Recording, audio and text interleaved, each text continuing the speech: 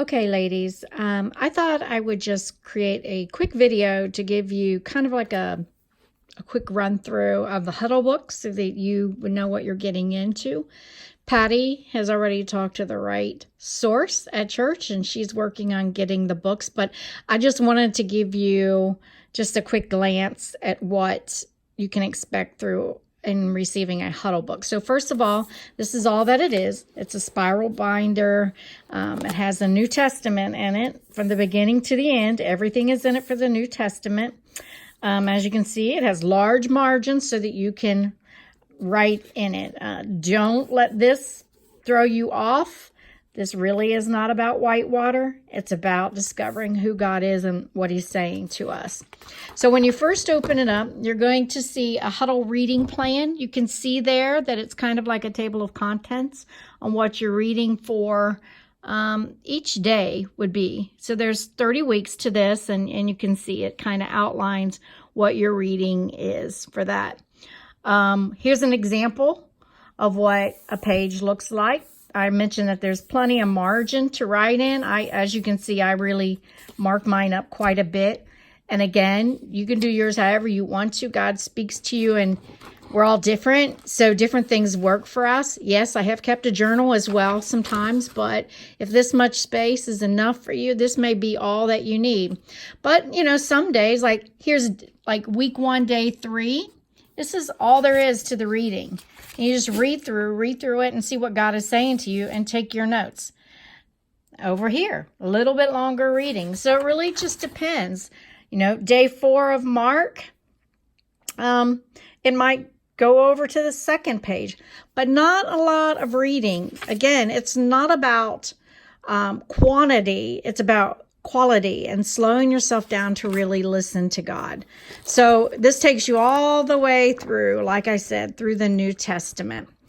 And I think the good thing about having the book is everybody will be using the same version. So I talked to you about some tools. Let me see.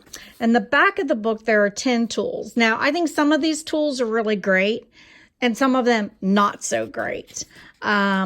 It's just a personal opinion. Like some of them really spoke to me and were helpful, and others I could have lived without. But either way, you'll have a page that you remember I talked a little bit about Kairos and Chronos time, the learning circle.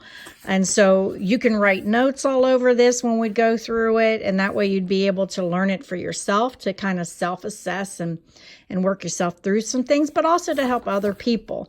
And there's the 10 tools back here: invitation and challenge, fruit to root. You might have heard me mention something about roots, getting to the roots.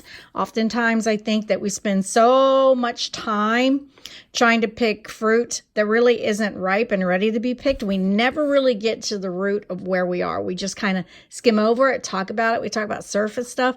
This is a tool to get you to the root, sometimes to the root of your unbelief, the root of why you're struggling with certain things as walls you keep hitting. So yeah, anyway, so those are the 10 tools. This is what the character page looks like. I'll go ahead and also snap a picture of this and send it to you.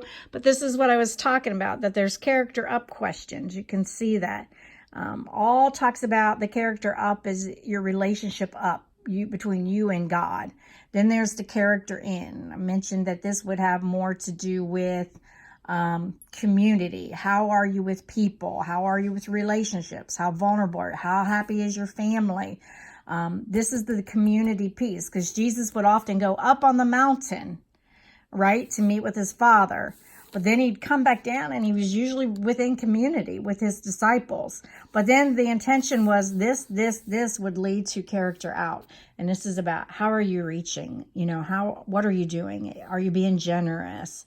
Can I take risk? And this makes us really vulnerable.